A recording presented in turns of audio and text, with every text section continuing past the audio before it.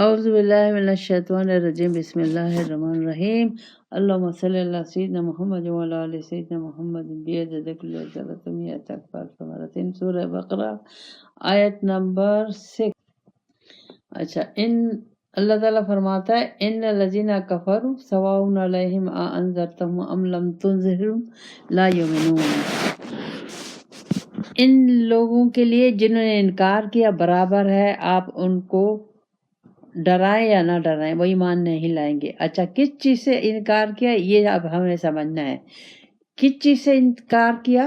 سب سے پہلے جو ہے اللہ کہتا ہے کہ اوپر کے محتاط زندگی، یعنی زندگی کو محتاط نہیں کیا۔ کیسے محتاط؟ اللہ کی نافرمانی سے، اللہ کی نافرمانی سے نہیں بچا، اللہ سے نہ ڈرا۔ دوسرا، ایمان نہیں لایا۔ کس چیز پر؟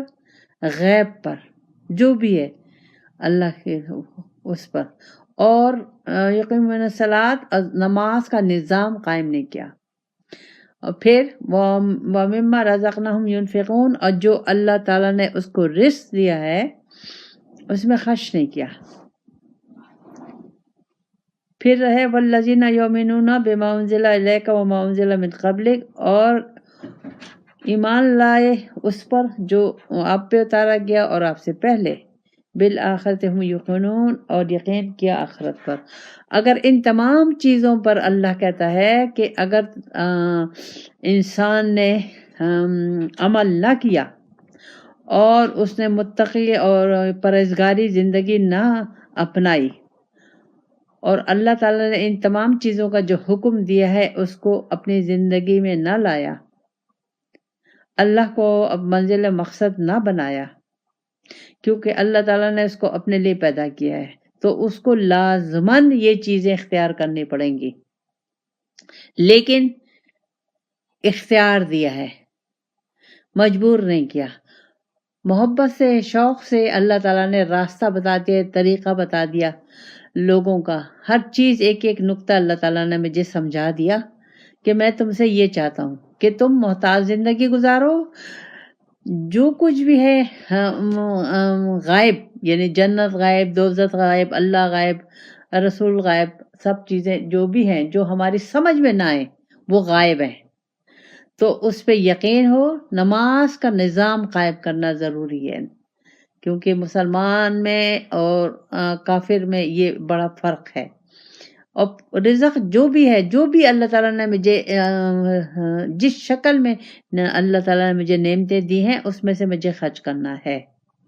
اگر نہیں کریں گے، اگر کریں گے تو اللہ کے یہاں بلند مرتبہ پائیں گے، مراد کو پہنچ جائیں گے۔ اگر نہیں کریں گے تو اللہ کہہ رہا ہے کہ ان لوگوں کو، اب اس میں یہاں اللہ تعالیٰ یہ نہیں کہہ رہا کہ یہ یہودی، مشرک، عیسائی، نہیں، اللہ کہہ رہا ہے انسان۔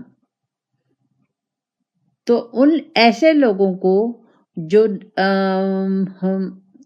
اپنے پیدائش کے مقصد کو سمجھ نہیں رہے، میں نے ان کو پیدا کرنے کے بعد، دنیا میں بھیجنے کے بعد قرآن دیا، رسول دیا، اور ان کو ایک ایک راستہ، ایک ایک نقطہ بتایا، لیکن نہیں مان رہے، نہیں جان رہے، کوشش نہیں کر رہے، متاع زندگی نہیں گزار رہے، تو اب ان لوگوں کو پر محنت کرنا یا نہ کرنا، انہیں سمجھانا نہ سمجھانا برابر ہے۔ ایسے لوگوں پہ اللہ تعالیٰ ہمیں کہہ رہا ہے کہ محنت نہیں کرو، کیونکہ ایمان نہیں لائیں گے۔ تو اب ایمان کیا ہے؟ جب تک میں خود نہیں اس چیز کے لیے تیار ہوں گی، یہ زبردستی نہیں ہے، مجھے یہاں ایک چیز ہے کہ ایمان نہیں لائیں گے، یعنی کہ مجھے خود تیار ہونا ہے اس نقطے تک پہنچنا کہ میں کون ہوں، کہاں سے آئی ہوں، کس نے پیدا کیا ہے، اللہ کون ہے، اللہ نے مجھے کیوں پیدا کیا ہے، اللہ تعالیٰ نے مجھے یہ ہاتھ، پیر، کان، آنکھ، عقل، شعور یہ کیوں دیا، یہ کتاب کیوں دی، یہ رسول۔ ان تمام چیزوں پہ اگر میں غور و فکر نہیں کروں گی اور اس کو اپنی زندگی میں نہیں لاؤں گی، تو ایسے لوگوں پہ اللہ تعالیٰ نے محنت کرنے سے منع کر دیا ہے کہ آپ یہ اب برابر ہیں، ان پہ اپنی جان نہیں کھپائیں، ان کی اپنی جان نہیں کھائیں، یہ ایمان نہیں لائیں گے۔ کیوں نہیں لائیں گے؟ اس لیے نہیں لائیں گے ختم اللہ علی قلوبہم کہ اللہ تعالیٰ نے ان کے دلوں پہ مہر لگا دی. اب مہر کہاں سے؟ دل کیا؟ سمجھ. وہ دنیا کی محبت میں اللہ کو تو چاہ ہی نہیں رہے. اب ہمیں دیکھنا ہے کہ میرے دل میں کتنی اللہ کی محبت ہے، اللہ کی تڑپ ہے، کتنی میں آرزومند ہوں کہ میں اللہ کو سے مل جاؤں، اللہ کے رنگ میں لے لوں اور قرآن و سنت پر میں عمل کروں اور متاع زندگی گزاروں. اگر نہیں، اللہ تعالیٰ مجھے مختلف شکل میں مواقع دے گا، تکلیفیں بھی لائے گا، ہر قسم کی وارننگ بھی لائے گا، بیماریاں بھی لائے گا، لوگوں کی باتیں بھی لائے گا، سب کچھ لائے گا، لیکن پھر بھی میں ہوش کے ناخن نہیں لوں گی، عقل کے ناخن نہیں لوں گی. تو اللہ کہتا ہے کہ اور میں خود سے یہ نہیں نیت نہیں مانوں گی، اپنے کو پہچانوں گی نہیں. تو اللہ کہہ رہا ہے کہ پھر میں اس کی سمجھ کو ختم کر دوں گا. اس کے دل پہ مہر لگا. دل یہ والا دل نہیں ہے، یہ وہ ہے سمجھ. اس پہ میں مہر لگا دوں گا. مہر کا مطلب اب وہ نہیں سمجھے گا. اسے کتنا بھی سمجھاؤ، کتنے بھی اسے نکتے بتاؤ، کتنا بھی اس کو اس پہ تکلیفات آئیں، کتنی بھی مشکلیں پریشانیاں ہیں، لیکن اسے سمجھ میں نہیں آئے گا. کیا نہیں سمجھ میں آئے گا؟ اللہ نہیں. کیا نہیں سمجھ میں آئے گا؟ قرآن. کیا نہیں سمجھ میں آئے گا؟ رسول پاک صلی اللہ علیہ وسلم. کیا نہیں سمجھ میں آئے گا؟ اپنی پیدائش کا مقصد ہی نہیں سمجھ میں آئے گا. تو اب اگر دیکھا جائے ہم مسلمان اس وقت کس صورتحال میں، اور اب اس وقت ہم یہود، نصارہ، مشرک سب ایک ہی لائن میں نہیں کھڑے ہوئے، ایک ہی صف میں نہیں کھڑے ہوئے سب. یہ تو رسول پاک صلی اللہ علیہ وسلم کی حدیث تھی. اس حدیث کو تو ذہن میں رکھنا ہے. یہ سورہ بقرہ سمجھنے کے لیے اس حدیث کو ذہن میں رکھنا ہے کہ اللہ تعالیٰ نے فرمایا، رسول پاک صلی اللہ علیہ وسلم فرمایا، ایک زمانہ آئے گا میری امت میں کہ وہ قدم بہ قدم یہود اور نصارہ کے قدم پہ چلیں گے، ہر چیز میں ان کو فالو کریں گے. اب ہمیں دیکھ لیں، ہم کیا اللہ کو، رسول پاک صلی اللہ علیہ وسلم کو فالو کر رہے ہیں؟ کیا ہم اللہ کو جاننے کی کوشش کر رہے ہیں؟ کیا ہم کی مرضی میں ڈھال لیا ہے؟ ہر چیز میں کیا ہم نے اللہ کی رضا کو سامنے رکھا ہوا ہے، اللہ کی چاہت کو سامنے رکھا ہوا ہے؟ نہیں. اللہ سب سے آخر میں ہے، پہلے دنیا ہے. ہم اب اس وقت ہماری صورتحال کیا ہے کہ اللہ آخر میں ہے. نماز بھی آخر میں پڑھ لو، یہ بھی آخر میں پڑھ لو، اور پھر نماز جو پڑھو کس طریقے سے پڑھو اس کو بھی دیکھیں. تو یہ تمام چیز مجاہدہ نہیں کیا، اپنے کو پہچانا نہیں، اپنی پیدائش کو نہیں پہچانا، مجھے نہیں پہچانا، میری رضا کو نہیں لیا، قرآن کو نہیں لیا، میرے محبوب کو نہیں لیا، تو ایک ٹائم آئے گا کہ میں آپ کی سمجھ ختم کر دوں گا. اوروں کو نہیں دیکھتے، ہم اپنے کو دیکھتے ہیں کہ ہماری تو وہ سمجھ ختم نہیں ہو گئی.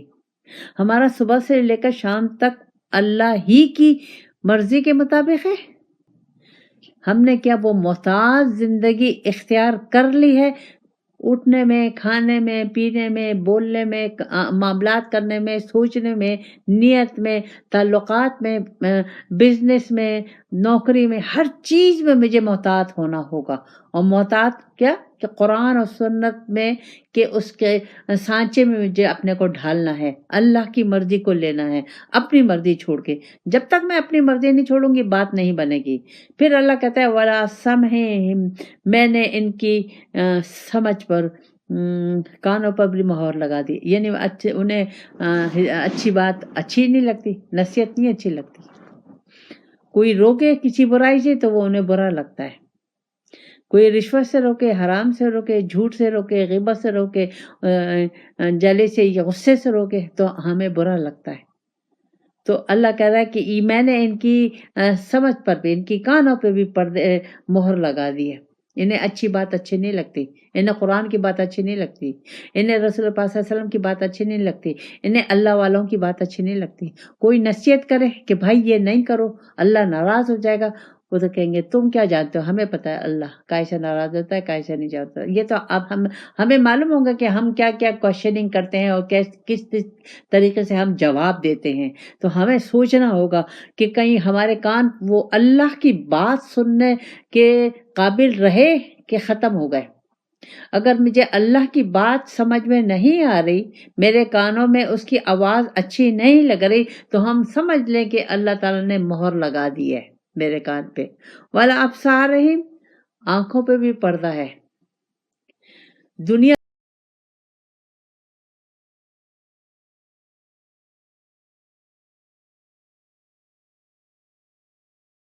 اللہ کی مرضی کو لینا ہے، اپنی مرضی چھوڑ کے۔ جب تک میں اپنی مرضی نہیں چھوڑوں گی بات نہیں بنے گی۔ پھر اللہ کہتا ہے وَلَا سَمْعِهِمْ، میں نے ان کی سمجھ پر کانوں پر بھی مہر لگا دی، یعنی انہیں اچھی بات اچھی نہیں لگتی، نصیحت نہیں اچھی لگتی۔ کوئی روکے کسی برائی سے تو وہ انہیں برا لگتا ہے، کوئی رشوت سے روکے، حرام سے روکے، جھوٹ سے روکے، غیبت سے روکے، جلے سے یا غصے سے روکے تو ہمیں برا لگتا ہے۔ تو اللہ کہہ رہا ہے کہ میں نے ان کی سمجھ پر بھی، ان کی کانوں پہ بھی پردے مہر لگا دی ہے۔ انہیں اچھی بات اچھی نہیں لگتی، انہیں قرآن کی بات اچھی نہیں لگتی، انہیں رسول پاک صلی اللہ علیہ وسلم کی بات اچھی نہیں لگتی، انہیں اللہ والوں کی بات اچھی نہیں لگتی۔ کوئی نصیحت کرے کہ بھائی یہ نہیں کرو، اللہ ناراض ہو جائے گا، وہ تو کہیں گے تم کیا جانتے ہو، ہمیں پتہ ہے اللہ کیسے ناراض ہوتا ہے کیسے نہیں جانتا۔ یہ تو اب ہمیں معلوم ہوگا کہ ہم کیا کیا کوشچننگ کرتے ہیں اور کس طریقے سے ہم جواب دیتے ہیں۔ تو ہمیں سوچنا ہوگا کہ کہیں ہمارے کان وہ اللہ کی بات سننے کے قابل رہے کہ ختم ہو گئے۔ اگر مجھے اللہ کی بات سمجھ میں نہیں آ رہی، میرے کانوں میں اس کی آواز اچھی نہیں لگ رہی، تو ہم سمجھ لیں کہ اللہ تعالیٰ نے مہر لگا دی ہے میرے کان پہ۔ والا ابصارہم، آنکھوں پہ بھی پردہ ہے۔ دنیا سامنے ہے، دنیا کی ہاہو سامنے ہے، اللہ نظر نہیں آ رہا۔ اب یہ پردہ میں نے خود ڈالا ہوا ہے، دنیا کی محبت کا پردہ ڈالا ہوا ہے، اپنے نفس کا، اپنی خواہشات کا پردہ ڈالا ہوا ہے، اپنی مرضی کا پردہ ڈالا ہوا ہے، اپنے دنیا کی چیزوں کا پردہ ڈالا ہوا ہے۔ یہ پردہ ہے۔ اور غشاوت یعنی آنکھوں پہ اب مجھے صحیح چیز حقیقت نظر نہیں آ رہی، اب زندگی کی حقیقت مجھے نظر نہیں آ رہی کہ زندگی کی حقیقت یہ دنیا تو نہیں ہے۔ زندگی مجھے اللہ تعالیٰ نے دی ہے آخرت کے لیے، اپنی پہچان کے لیے، اپنی ملاقات کے لیے۔ مجھے ہاتھ، پیر، کان، زبان، عقل، شعور، یہ سب مجھے اللہ تعالیٰ نے اپنے لیے دیے ہیں، اپنی پہچان کے لیے دیے ہیں۔ قرآن مجھے اپنے لیے دیا ہے، مجھے اپنی پہچان کے لیے دیا ہے۔ رسول اللہ صلی اللہ علیہ وسلم مجھے نمونہ اپنی پہچان کے لیے دیے ہیں۔ جب اگر میں اس میں کوشش نہیں کروں گی تو ایک ٹائم آئے گا کہ اللہ تعالیٰ میرے سمجھ پر، میرے کانوں پر، میرے آنکھوں پر پردہ ڈال دے گا، مجھے اب کوئی چیز نظر نہیں آئے گی، کیونکہ اللہ تعالیٰ تو اب رب العالمین ہے۔ انسان کو جب انسان کو اللہ تعالیٰ نے دنیا میں بھیجا تو کسی چیز کا علم نہیں تھا۔ اللہ تعالیٰ نے کہا کہ تم جاؤ، میں تمہیں وہ علم دوں گا جو تم نہیں جانتے۔ تو اب جب میں کوشش کروں گی، اللہ تعالیٰ نے تو کوئی چیز چھپائی مجھ سے نہیں ہے۔ کتنے عالم ہیں، کتنی زمینیں، کتنی جنتیں ہیں، اللہ کہاں ہے، کدھر ہے، شمال میں ہے، مشرق میں ہے، جنوب میں ہے، میرے گھر میں ہے، میرے دل میں ہے، کدھر ہے؟ تو میں نے کوشش کر رہی ہوں، میں مجاہدہ کر رہی ہوں، میں سوچ رہی ہوں، غور و فکر کر رہی ہوں، تدبر کر رہی ہوں۔ میری ساری سوچ، غور و فکر، تدبر، کوشش دنیا کے لیے ہے، حالانکہ اللہ تعالیٰ نے مجھے دنیا کے لیے تو پیدا ہی نہیں کیا۔ دنیا کو میرے لیے پیدا کیا ہے کہ اس دنیا کی ہر نعمت کو میرے لیے پیدا کیا ہے، دنیا کی ہر چیز میرے لیے پیدا کی ہے کہ اس کو اس طریقے سے استعمال کرو، اتنی غور، تدبر، احتیاط، محتاط، ان تمام چیزوں کو استعمال کرو کہ اس کے بدلے میں تمہیں اللہ مل جائے، تمہاری آخرت اچھی ہو جائے، تمہیں جنت الفردوس مل جائے، تمہیں اللہ کا وہ نور حاصل ہو جائے جس سے تم اللہ کا دیدار کر سکو۔ یہ سب دنیا میں ہے۔ اگر ہم نے یہ نہیں کیا، وَلْهُمْ عَذَابٌ عَظِيمٌ، اللہ کہتا ہے میں دردناک عذاب دوں گا۔ کیوں دوں گا؟ اللہ ظالم ہے کیا؟ میں نے کیا سوچا کیوں دوں گا؟ ظالم ہے کیا اللہ؟ نہیں، اللہ ظالم نہیں ہے، اللہ سے زیادہ رحمان رحیم کریم غفور غفار اس سے زیادہ تو کوئی ہے ہی نہیں. لیکن جس مقصد کے لیے اس نے پیدا کیا اور اس مقصد کو پورا کرنے کے لیے اس نے مجھے تنہا نہیں چھوڑا، اس نے مجھے غفلت میں نہیں چھوڑا، اس نے مجھے بے علم نہیں چھوڑا، اس نے مجھے باقاعدہ قرآن دیا اور اس کا ایک قرآن سکھانے والا اور عملی نمونہ رسول پاک صلی اللہ علیہ وسلم دیے، اور قیامت تک اللہ والے آتے رہیں گے. اب ہمیں اس دیکھنا ہے کہ یہاں مہر لگ رہی ہے، کان پہ، دل پہ، آنکھوں پہ، زبان پہ، ہر چیز پہ مہر لگ رہی ہے. تو اب ہمیں یہ دیکھنا ہے کہ کہیں یہ مہر ہم پہ تو نہیں لگ گئی. اگر ہم نے اوپر جو آیتیں دی ہیں اس کے مطابق محتاط زندگی نہیں گزاری،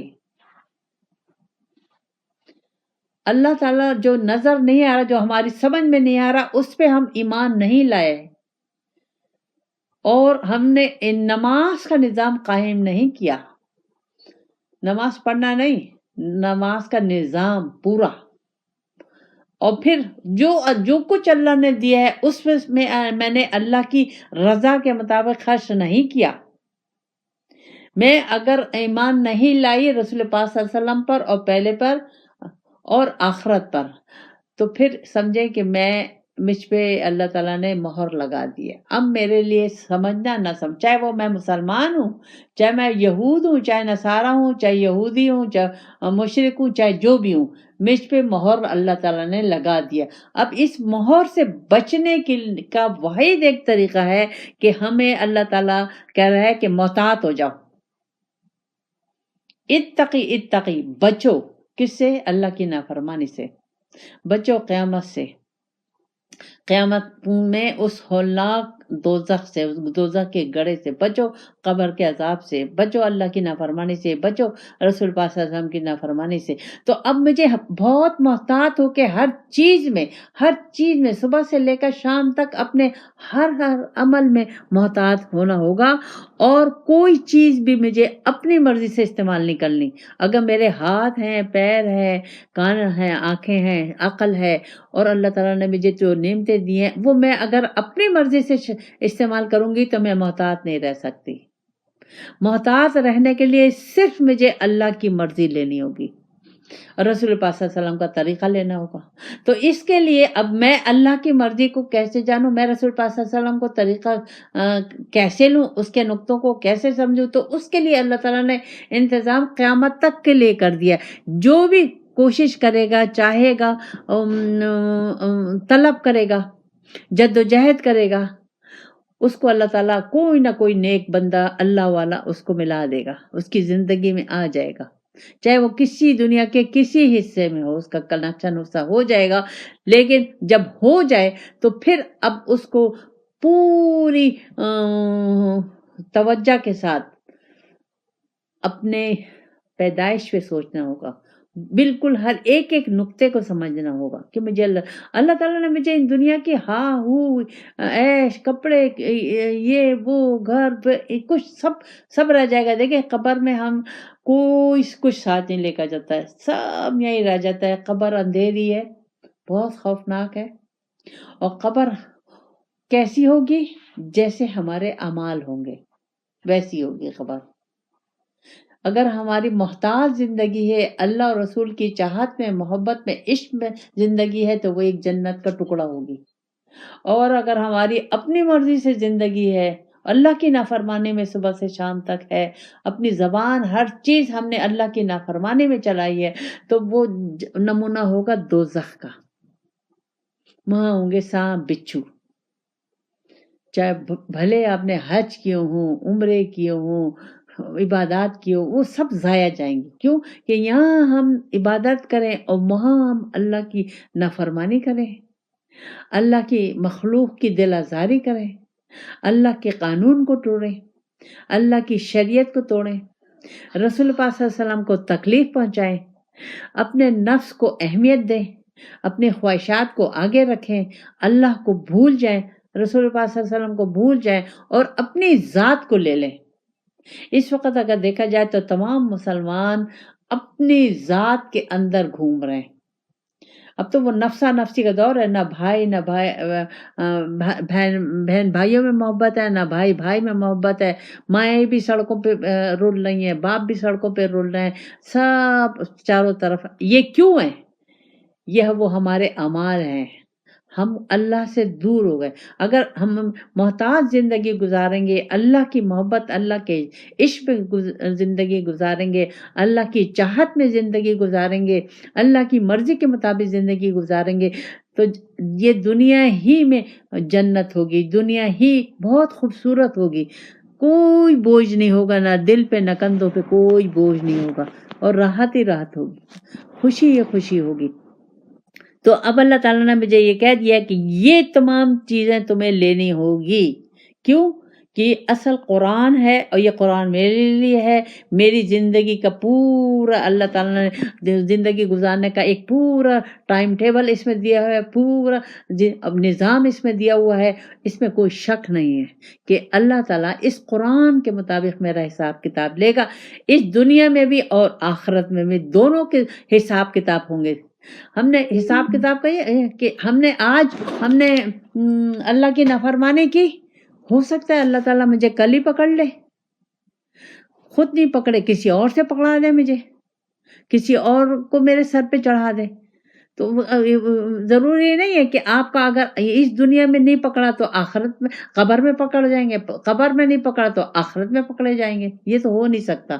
تو اب یہ زندگی، اس سے کیا نتیجہ نکلا؟ اس سے یہ نتیجہ نکلا کہ زندگی میری نہیں ہے، یہ اللہ کی ہے، اللہ کی امانت ہے۔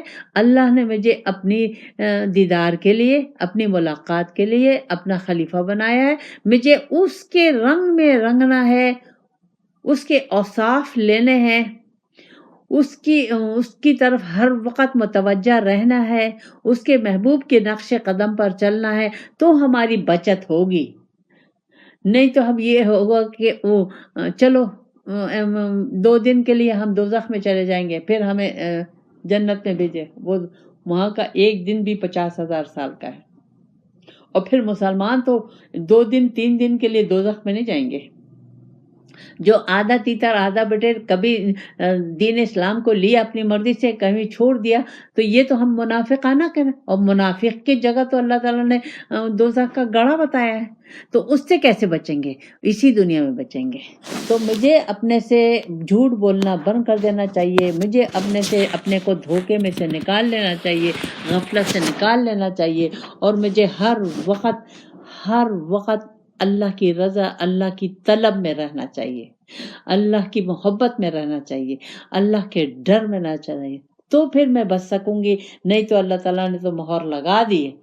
تو ہمیں ہر وقت سوچنا، اپنے اوپر دھیان دینا، میرے کان اللہ کی بات سن کے خوش ہو رہے ہیں، اس پہ عمل کرنے کے اس کا دل چاہ رہا، میرا دل چاہ رہا ہے کہ میں اللہ اور رسول کے حکم کے مطابق زندگی، اگر نہیں چاہ رہا، ایک کان سننے کو تیار نہیں ہے، دل میرا نہیں چاہ رہا، آنکھیں میرا دیکھنا نہیں چاہ رہی، تو اس کا مطلب یہ ہے کہ مجھ پہ مہر لگ دی۔ اور یہ مہر جو ہے، یہ اللہ کا سب سے بڑا عذاب ہے دنیا کا۔ جس دن یہ مہر لگ گئی، بس پھر نہیں سمجھ میں آیا، پھر کوئی نہ دعائیں ہیں، نہ وظیفے ہیں، نہ کچھ ہے، نہ کچھ ہے، کچھ بھی نہیں ہے۔ کیوں؟ ہم کہیں گے کہ نہیں، میں تو استغفار پڑھ لوں گی، میں توبہ کر لوں گی۔ توفیق کون دے گا؟ توفیق دینے والا تو اللہ ہے۔